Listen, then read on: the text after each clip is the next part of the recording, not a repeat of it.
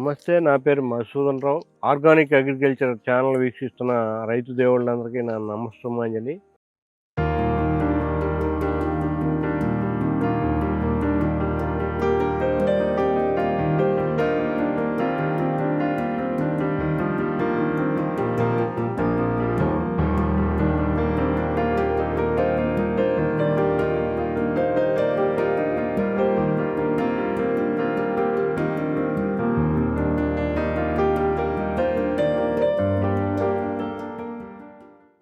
ఇప్పుడు మనం గొల్లమందల గ్రామం ఏకొండూరు మండలంలో ఉన్నాము. ఇప్పుడు మన అక్కినేని నరేంద్ర గారి తోటలో ఉన్నాము. యాక్చువల్గా నరేంద్ర గారు లాస్ట్ మంత్ మనల్ని అప్రోచ్ అవ్వడం జరిగింది. మా మా మన సేంద్రియ వ్యవసాయంలోకి వస్తామని. అప్పుడు వచ్చి చూసినప్పుడు చాలా డెఫిషియన్సీలు ఇక్కడ కనపడినాయి. తర్వాత ఆకు రావటాలు ఇక్కడ మేజర్ ప్రాబ్లం. తర్వాత జింకు లోపం ఉంది, తర్వాత ఐరన్ లోపం ఉంది, నెక్స్ట్ బోరాన్ లోపం అక్కడ కనిపిస్తుంది చూసారా, అది ఫిష్ బోన్ స్ట్రక్చర్ అనమాట.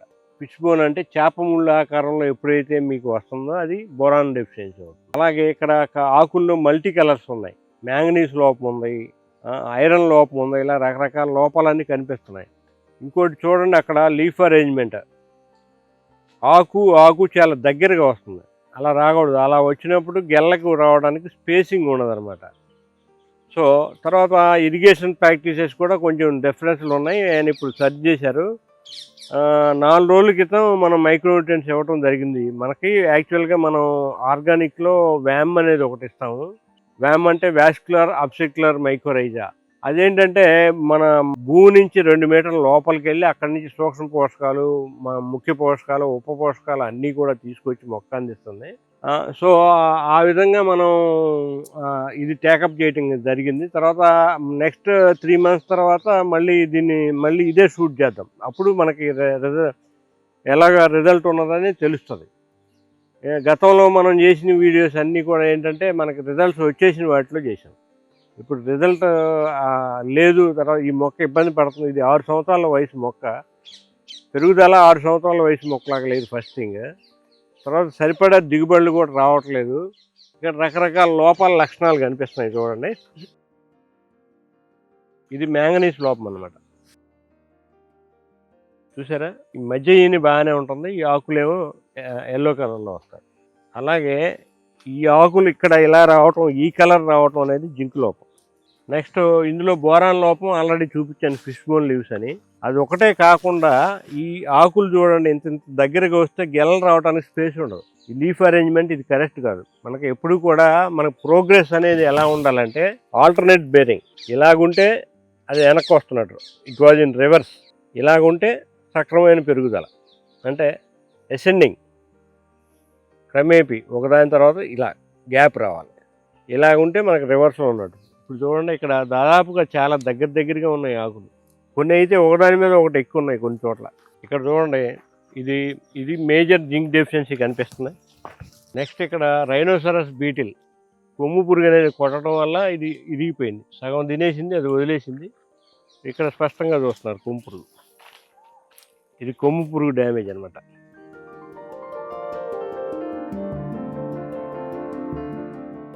నెక్స్ట్ ఆకు ఈ రంగులో వచ్చిందంటే ఇది జింకు లోపం. తర్వాత జింకు లోపంలో ఇంకో లక్షణం ఏంటంటే ఇటువైపు పూర్తిగా మాడిపోయినట్టు అయిపోతుంది, చూసారా. నెక్స్ట్ ఈ ఆకులు పలచగా అయిపోతాయి, మన ప్లేట్ లాగా అయిపోతాయి. దాని తర్వాత ఇక్కడ చూడండి పగుళ్ళు వస్తాయి, ఈ క్రాక్ కనిపిస్తుంది కదా, ఇది జింకు లోపం. కానీ ఇప్పటి వరకు చెప్పేవాళ్ళు ప్రతి ఒక్కళ్ళు కూడా ఏం చెప్తారంటే మెగ్నీషియం బోరాన్ వేస్తే సరిపోద్ది అంటారు, కానీ అది కరెక్ట్ కాదు. నేను చాలా ఫామ్స్ లీఫ్ అనాలిసిస్ చేయించాను. ప్రతి దానిలోనూ జింక్ డెఫిషియన్సీ కనపడింది, ఐరన్ డెఫిషియన్సీ కనపడింది, మిగతా డెఫిషియన్సీలు అంటే ఆ రెలవెంట్గా కనపడినాయి. తర్వాత ఈ చూడండి, ఇక్కడ కూడా ఆకులు అరేంజ్మెంట్ చాలా దగ్గరగా ఉన్నాయి. అలాగే ఆ మొక్క చూడడం దగ్గరగా ఉంది. ఇంకా గెలలు రావడానికి మనకు స్పేస్ ఎక్కడి నుంచి వస్తుంది?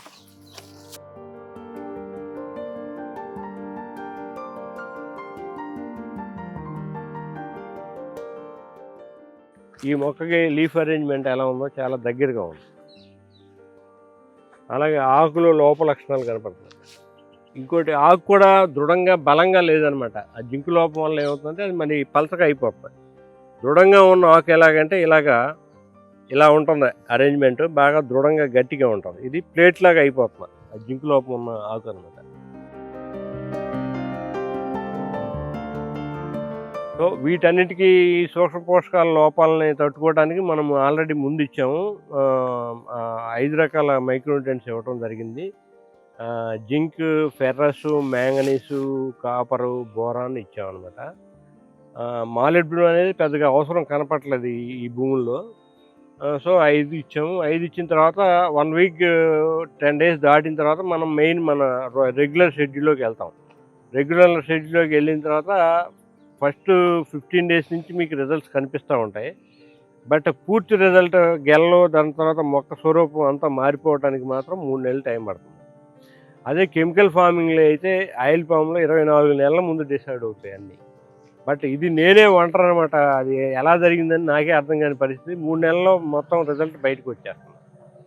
ఎగ్జాక్ట్లీ వాళ్ళ డేట్ నోట్ చేసుకోండి. మళ్ళీ 3 నెలల తర్వాత ఇదే ఫామ్లోకి వస్తాం. తర్వాత ఇంకా నరేంద్ర గారు, మీకు ఏమైనా అనుమానాలు, సతీష్ గారు మీరు చెప్పండి, ఏమైనా ఉంటే డౌట్లు అడగండి, చెప్పండి. ఇప్పుడు ఎల్లో కలర్ కనిపిస్తున్నాయి కదా ఆకులన్నీ. అవును, ఏమండి ఇది ఉంది కదా, ఇది దేనివల్ల అంటారు, ఏ డెఫిషియన్సీ అంటారు? మ్యాంగనీసు లోపం అని చెప్పాను మీకు ఆల్రెడీ ఇందాక. అదేనమాట, ఇలాగా ఈ స్ట్రైప్స్ రావటం ఒకటి, తర్వాత ఇలాగా మీకు కనపడితే డిజైన్స్ మ్యాంగనీస్ లోపం అవుతుంది. ఆ హోల్స్ అనేది మనకి బ్యాగ్ వమ్ అంటే సంచి పురుగు అనే ఒకటి ఉంటుంది. బట్ అదైతే ఇప్పుడు లేదు, మన కూర్చుని వర్షాలకు పోయి ఉండొచ్చు, అంత ముందు జరిగిన డ్యామేజ్ అనమాట. అది కొత్త ఆకుల్లో కూడా మనకేం కనపట్లేదు ఆ బ్యాగ్ వమ్ damage. Up to some extent వరకు జరిగింది. మనకి ఏమవుతుందంటే దబాటు వర్షాలు ఎప్పుడైతే పడతాయో అప్పుడు అవి కొన్ని పోతాయి, పురుగులు పోతాయి ఆటోమేటిక్గా. అది అలా కంట్రోల్ అయిపోయింది అనమాట. ఎండిపోద్ది, అది పోషకాలు అందట్లేదు కదా దానికి. సో మెయిన్ ఇప్పుడు ఆయిల్ పామ్ తోటలో ఇరిగేషన్ మేనేజ్మెంట్ అనేది ఒకటి ముఖ్యం. మనం చెప్పిన తర్వాత మన నరేంద్ర గారు వెనక్కి జరిపారు, చాలా సంతోషకరమైన విషయం. చూడండి, 2 మొక్కల మధ్య ఒక డ్రిప్ పెట్టారనమాట. అలాగే వాటర్ కూడా ఎక్కువ ఇవ్వకూడదు, రోజుకి 120 లీటర్లు చాలా సఫిషియంట్. సో అంతకంటే ఎక్కువ మీరు ఇవ్వాల్సిన పని లేదు. ఇచ్చి మొక్కను ఇబ్బంది పెట్టదు. తర్వాత వాటర్ అనేది నేషనల్ ప్రాపర్టీ, మన సొమ్ము కాదు, అది భూగర్భం నుంచి వచ్చింది. మళ్ళీ మనం విపరీతంగా వాడేస్తే అది వేస్ట్ అయిపోద్ది, కానీ మన భవిష్యత్ తరాల వాళ్ళకి నీళ్లు దొరకవు. ఏదో చెప్తారు కదా నీటి కోసం యుద్ధాలు జరుగుతాయని, అలా జరుగుతాయి అన్నమాట. దానికోసం మనం ఆ నీటిని కాపాడదాం, మొక్కకు అవసరమైనంత మేరకే నీళ్ళు ఇద్దాం. నీళ్ళు ఇచ్చి భవిష్యత్ తరాలకు కూడా నీళ్లు కొన్ని మిగిలేలాగా చూద్దాం. ఇప్పుడు ఆ మధ్య ఒక సోషల్ మీడియాలో ఒక వీడియో వైరల్ అయింది. మనం పూర్వం నదుల్లోనూ చెరువుల్లోనూ వాటర్ చూసాం, ఇప్పుడు బాటిల్స్లో చూస్తున్నాం. మన భవిష్యత్ తరాల వాళ్ళు డ్రాప్స్లో చూస్తారండి. భవిష్యత్తు అలా జరిగే పరిస్థితుల్లోనే ముందుగానే హెచ్చరిస్తున్నారు. అంటే అంత తీవ్రంగా ఉండకపోవచ్చు, కానీ భవిష్యత్తు అదే, వాటర్ డ్రాప్స్లో వస్తుంది. ఇక మనం కొనుక్కొని తాగాలి. ఇప్పుడు ఆక్సిజన్ ఆల్రెడీ కొంటున్నారు కదా కొన్ని చోట్ల, ఆక్సిజన్ సిలిండర్లు కొనుక్కొని ముక్కు పెట్టుకొని వాళ్ళు రిఫ్రెష్ అవుతున్నారు. ఆ పరిస్థితి ఎందుకు వచ్చింది? మనం ఇలా చేయటం వల్ల, ఉన్న వనరులను దుర్వినియోగం చేయటం వల్ల వచ్చింది. మనం అలా వాటిని దుర్వినియోగం చేయకుండా సద్వినియోగం చేసి భవిష్యత్ తరాల వాళ్ళకు కూడా మిగిలిద్దాం. అట్లాగే కెమికల్ ఫార్మింగ్ చేసినా కూడా భూములు పాడైపోయి మనకి భవిష్యత్ తరాలకి ఒట్టిపోయిన భూములు ఇవ్వాల్సిందే. మనం వాటి పనికొచ్చే భూములు ఇవ్వమన్నమాట. మనం ఇందాక అనుకున్నాం కదా ఈసుకుపోయిన ఆవు అని, అలాగే ఈ భూమి కూడా అది ప్రొడక్షన్ రాదు. ఆల్రెడీ లాస్ట్ 2 ఇయర్స్ బ్యాక్ కొంతమంది మొక్కజొన్న చేలల్లో నేను అది రాకపోవడం చూశాను. అదే మొక్క మొలవలేదు, మలిచినా కూడా అది పెరగలేదు. దానికి బోల్డని సర్కస్లు చేయాల్సి వచ్చింది అవి లేపటానికి. సో ఆ పరిస్థితి లేకుండా చూద్దాం. మనం ఇప్పుడు అవకాశం ఉంది, మీకు దిగుబడి తగ్గకుండా మంచి దిగుబడి తెచ్చి అప్పచెప్పే బాధ్యత నాది. ఇప్పుడు ఎవళ్ళు కూడా ఇలా ఛాలెంజింగ్గా తీసుకొని చెప్పరు కదా, 3 నెలల తర్వాత మళ్ళీ ఇక్కడ చేద్దామని. నేను ఛాలెంజింగ్గా తీసుకొని చెప్తున్నాను, దీన్ని రిపేర్ చేసే బాధ్యత నాది. ఆ టెన్షన్ అన్నీ ఆయన నాకు వదిలేస్తే సరిపోతుంది, నేను రిపేర్ చేస్తాను. ప్రకృతి దగ్గరగా, ఎప్పుడైతే మనం ప్రకృతి దగ్గరికి వెళ్తామో ప్రకృతి మనకి చాలా దగ్గరగా వస్తుంది. మొక్క అడిగేది ఇదే, కానీ ఈ కెమికల్స్ అనేది వాటికి అంటగట్టబండి. మన ముందు తరాల వాళ్ళు ఏం వేశారు? గ్రీన్ రెవల్యూషన్ అనేది 1961లో వచ్చింది. 1961కి ముందు పంటలు పండియా? పండలేదా? తిన్నారా? తినలేదా? మొక్కలు ఆరోగ్యంగా ఉన్నాయా లేదా? అంతెందుకు, ఇప్పుడు మనం ఫారెస్ట్లో మొక్కలకి ఎవరు వ్యవసాయం చేస్తున్నారు? ఎవరు చేయట్లేదు కదా. ఆ భూమిలో ఉండే సాయిల్ మైక్రోబ్స్ చేస్తాయి. వాటికి మనం కొంచెం సపోర్ట్ ఇస్తే సరిపోతుంది. అలాగే రోడ్డు పక్కన మొక్కలు ఉన్నాయి. రోడ్డు పక్కన మొక్కలకి ఎవరు ఇవ్వట్లేదు కదా! అవన్నీ చక్కగా అందంగా కనపడుతున్నాయి కదా! మనం ఎందుకు టెన్షన్ పడి మన ఈ ఎరువులేసి ఉన్నదాన్ని చెడగొట్టి మనం ఇంకోటి ఎరువులేస్తే ఒకటి కెమికల్ ఫార్మింగ్‌లో వెళ్ళాలంటే మాత్రం లీఫ్ అనాలిసిస్ చేయించుకొని దానికి అవసరమైనవి మాత్రం ఇవ్వాలి. అలా కాకుండా అయితే అసలు కెమికల్ ఫార్మింగ్‌లో వెళ్ళొద్దు. ఎందుకంటే గతంలో భూముల నుంచి కొంత సపోర్ట్ దొరికింది కాబట్టి మనం ఏ వేషాలు వేసినా కానీ ఇది యాక్సెప్ట్ చేసినాయి, భరించినాయి. ఇప్పుడు అవి భరించట్లేదు. నాకు వారానికి కనీసం నలుగురు, ఐదుగురు వస్తారు. మా తోటలు కాయటం ఆగిపోయిందండి. మాకు ఏదో ఒకటి చెప్పండి సొల్యూషన్ అని. ఆ పరిస్థితి ఎందుకు వచ్చింది? కెమికల్ ఇన్‌బ్యాలెన్స్ ప్లాంట్ బాడీలో జరుగుతుంది కాబట్టి. అందులో ఆయిల్ పామ్ మీరు బండ పంట, మొద్దు పంట అంటారు కానీ దానిలో చాలా సెన్సిటివ్ క్యారెక్టర్స్ చాలా ఉన్నాయి. ఒకటి థర్మో సెన్సిటివిటీ అంటే సన్‌లైట్‌కి రెస్పాండ్ అవుద్దది. మీకు వర్షాలు ఎక్కువ పడినప్పుడు గెలలు గబగబా రెడీ అవుతాయి చూడండి. తెలుసా మీకు? ఎందుకు అవుతాయి? 15 రోజులకి వారానికి రెడీ అవుతాయి. రెడీ అవుతాయి. ఎందుకు అవుతాయి తెలుసా? చెప్పండి. Responding to the temperature. దాన్ని థర్మో సెన్సిటివిటీ అనే క్యారెక్టర్ అంటారు. 2 వర్షాలు పడినాయి అంటే ఎప్పుడో వచ్చే గ్యాప్ ముందే ఊరికొచ్చేస్తుంది. సో ఆ విధమైన లక్షణాలు ఉన్నాయి పామాయిల్లో. మీరు మొద్దు పంట, ఎడారి పంట అని అనుకోవద్దు. ఇంకోటి మనం చేసే ఆపరేషన్ సరిగ్గా చేయకపోయినా కూడా అది రెస్పాండ్ అవుతుంది, చూపిస్తుంది దానిలో. ఎందుకంటే ఇప్పుడు ఒకేసారి 3 రకాల దశలు ఈ పామాయిల్లో జరుగుతూ ఉంటాయి. వెజిటేటివ్ ఫేజ్ జరుగుతుంది, రీప్రొడక్షన్ ఫేజ్ జరుగుతుంది, రైపనింగ్ ఫేజ్ జరుగుతుంది. అంటే వెజిటేటివ్ ఫేజ్ అంటే మొక్క ఆకులు పెడతానే ఉంటుంది, ఆకులు వస్తూనే ఉంటాయి.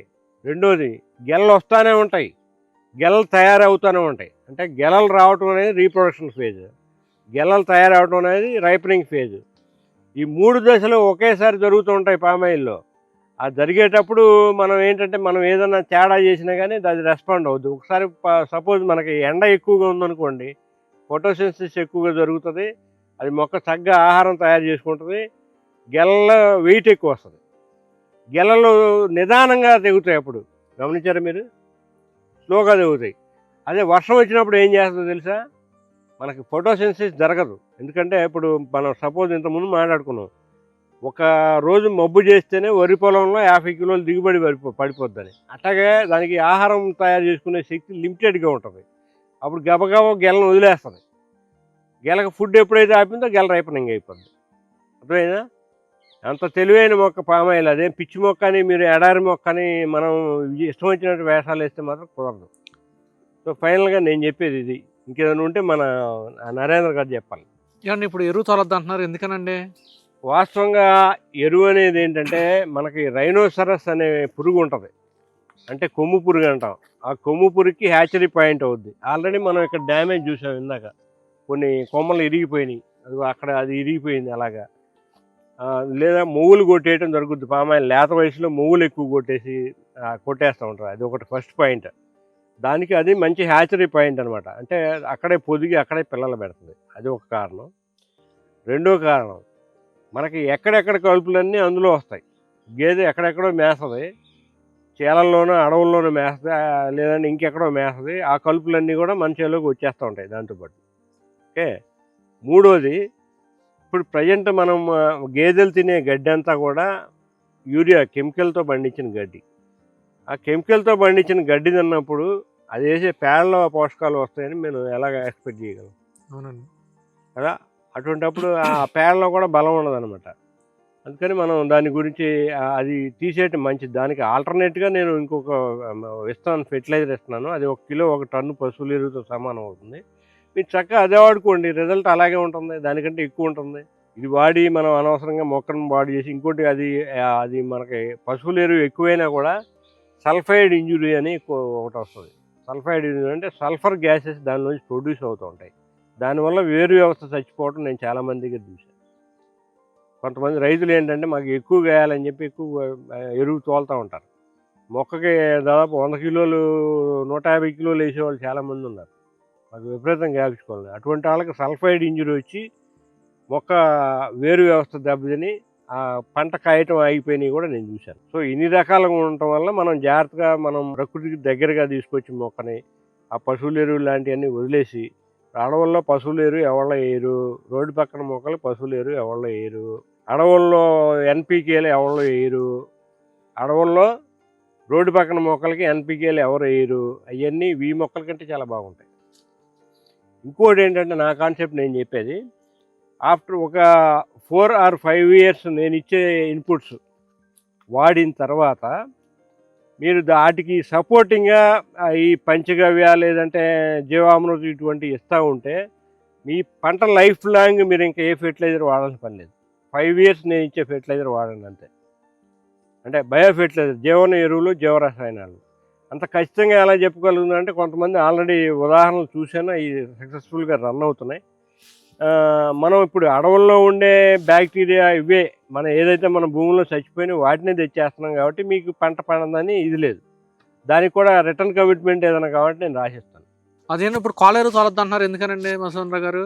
ఇప్పుడు కోళ్ళ ఎరువు తోలటం వల్ల ఒకటి, కోళ్ళకి మనం ఎక్కువగా కెమికల్స్ ఇస్తాం, యాంటీబయాటిక్స్, తర్వాత యాంటీ ఫంగల్, యాంటీవైరల్ మెడిసిన్స్ ఇస్తాం, తర్వాత కాల్షియము, ఇవన్నీ కూడా కెమికల్ రూపంలో ఇస్తాం. ఆ కెమికల్స్ అన్నీ కూడా రెసిడ్యూల్గా కోళ్ళ ఎరువులు వస్తాయి. ఈ ఫ్లోయం జైలం వెసల్స్ అని ఉంటాయి. ఇవి అంటే ఆహారాన్ని సరఫరా చేసేవి మొక్క లోపల, దారు మేరు అని అంటారు తెలుగులో, నాకు కరెక్ట్ ఐడియా లేదు. అవి ఇక్కడి నుంచి అక్కడికి, అక్కడి నుంచి ఇక్కడికి ఫుడ్ని సరఫరా చేస్తూ ఉంటాయి. ఇప్పుడు మనం ఇచ్చిన ఇదంతా కూడా రా మెటీరియల్ అవుతుంది. మనం ఏ ఫుడ్ ఇచ్చినా అది ఆకులోకి రావాలి. ఆకు ఆహారం తయారు చేసుకొని మళ్ళీ వెనక్కి ఇస్తుంది, ట్రంక్ ఇస్తుంది. ట్రంక్ ఈ మొక్కకు మేనేజర్ అనమాట. ఆ ట్రంక్ అనేది ఏంటంటే మనం మళ్ళీ వీటన్నిటికీ డిస్ట్రిబ్యూట్ చేస్తూ ఉంటుంది. ఈ ప్రాసెస్లో ఆ సెల్, ఆ టిష్యూలు మనకు ఉపయోగపడతాయి అనమాట. ఆ టిష్యూలు క్లోజ్ అయిపోతాయి కోళ్ళ ఎరువు వాడటం వల్ల. కొన్నాళ్ళ తర్వాత మొక్క ఆగిపోదు, కాయటం ఆగిపోతే చచ్చిపోవడం కూడా జరుగుతుంది. అంతే, కొన్ని సార్లు దిగుబడులు కొద్దిగా ఈల్డింగ్ తేడా వస్తున్నాయి అన్నారండి. కాకపోతే మేము టెంపరీగా వస్తాయి కానీ అది పర్మనెంట్ కాదు. రైతు సోదరులు చెప్పడం అయితే ముందు స్టార్టింగ్ లో బాగా ఈల్డింగ్ వస్తుందన్నారండి, తర్వాత క్రమేపీ తగ్గిపోతుంది అన్నారండి. అంటే తగ్గుతుంది, నేను చెప్తున్నా కదా. మొత్తం లోపల అంతా క్లోజ్ అయిపోయిన తర్వాత ఇంకా ఆహారం ఎట్లా సరఫరా అవుతుంది, ఆపేస్తుంది. కోళ్ళ ఎరువు ఒకటి, తర్వాత ఈ కోకోనట్ స్పీషీస్లో ఫిల్టర్ కేక్ అంటారు కదా, మన చక్కెర షుగర్ ఫ్యాక్టరీ మొలాసెస్ నుంచి వస్తుంది ఫిల్టర్ కేక్. ఆ ఫిల్టర్ కేక్ కూడా వాడద్దు. పామ్ ఆయిల్, మొలాసెస్ అన్ని పామ్ ఆయిల్ నుంచి వస్తుంది కదండి, వేస్ట్. పామ్ ఆయిల్ నుంచి వచ్చే మొలాసెస్లో ఓకే, అది మంచిదే కాకపోతే అందులో ఎలక్ట్రికల్ కండక్టివిటీ more than 3 ఉంటుంది. దాన్ని మనం తెలుగులో లవణ సాంద్రత అంటాం. మనం అది వాడటం అనేది కరెక్ట్ కాదు. అదేలేండి, మన భూమి స్వరూపం మారిపోద్ది. దాన్ని బాగు చేయాలంటే మనం ఎక్కడి నుంచో నదుల నుంచి నీళ్ళు తెచ్చి పెట్టాలి, చెరువుల నుంచి పెట్టాలి. ఈ బోర్లు నీళ్ళు పనికిరావు. ఆముద పిండి వేయచ్చు అంటారా? ఆముద పిండి వేయచ్చు, వేప పిండి వేయచ్చు, ఏమైనా వేసుకోవచ్చు, నో ప్రాబ్లం.